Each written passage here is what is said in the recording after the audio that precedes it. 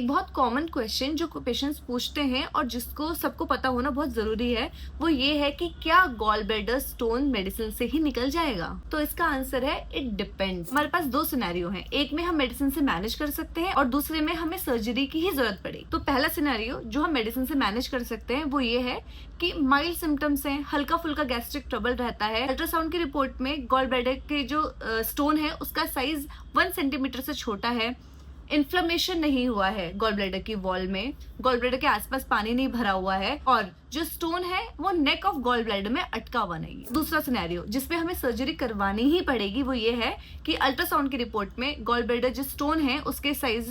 1.5 centimetre से बड़ा आ रहा है, गॉल ब्लैडर की जो वॉल है उसमें इन्फ्लेमेशन हो गया है, थिकनिंग हो चुकी है, कोलेसिस्टाइटिस जिसको बोलते हैं वो हो चुका है, गॉल ब्लैडर के अराउंड पानी भर गया है या फिर जो नेक ऑफ गॉल ब्लैडर है उसमें स्टोन फंस चुका है। ऐसे केसेस में हमें सर्जरी करवानी ही पड़ेगी। बहुत सारे डॉक्टर्स ऐसा भी बोलते हैं कि हाँ हम इसको हटवा देंगे, स्टोन्स को हम निकलवा लेंगे, लेकिन अगर वॉल में थिकनिंग हो गई है, क्रोनिक इन्फ्लेमेशन हो गया गॉल ब्लैडर की वॉल में, 12 स्टोन्स बनने के चांसेस रहते हैं और इवेंचुअली कभी ना कभी जाके आपको रिमूव ही करवाना पड़ेगा उसे। इसीलिए वाइस डिसीजन यही है, अगर ये सारे साइंस आपको दिख गए हैं कि हाँ उसमें क्रोनिक इन्फ्लेमेशन हो गया है या फिर ये सारी प्रॉब्लम हो गई है, उसको रिमूव करवा दीजिए।